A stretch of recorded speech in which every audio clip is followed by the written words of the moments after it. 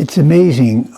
We have to be really careful in reading this passage from the Gospel of Mark because it really refers to us.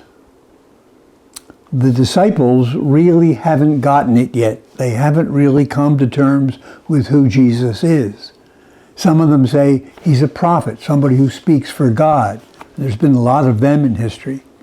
Some say that even the prophet Elijah or John the Baptist has come back to life again. But Peter, of course, and speaking for all of them, as he usually does, says, "You're the Messiah." But then Jesus says, "Don't tell anybody about it."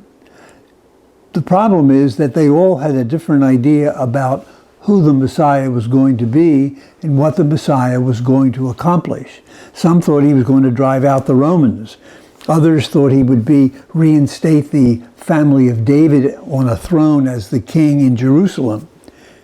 None of them really at this point in their association with Jesus, had gotten the message clearly of who he was and what he was about and how they were involved. But I think this is something that happens to all of us disciples. It takes us years and years and years to process the coming of God into our life in the person of Jesus.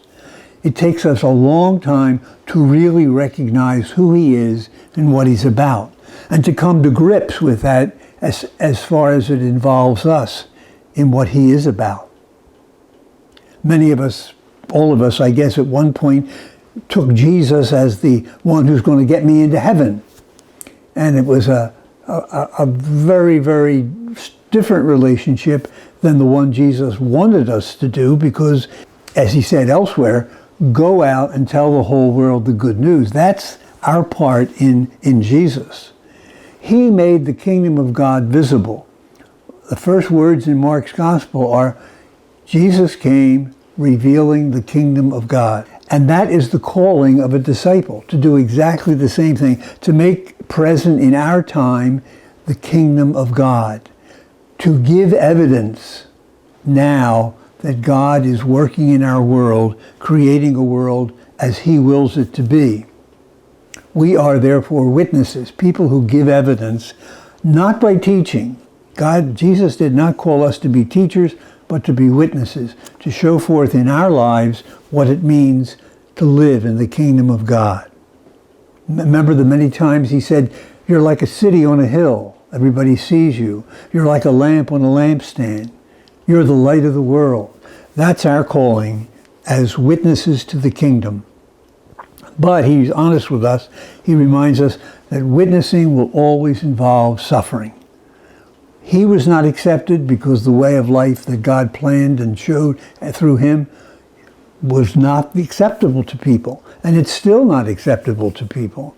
If we were all living the gospel, living the good news, living in the kingdom, there'd be no wars. There'd be no rivalry. People would not be starving. People would not be driven from their homes all over the world. And in our personal relationships, there would be no strain. There would be affection and love and care and service for each other. That's what it means to live in the kingdom. But the kingdom then and now will always find resistance because our values, our way of life is contrary to the way of the world.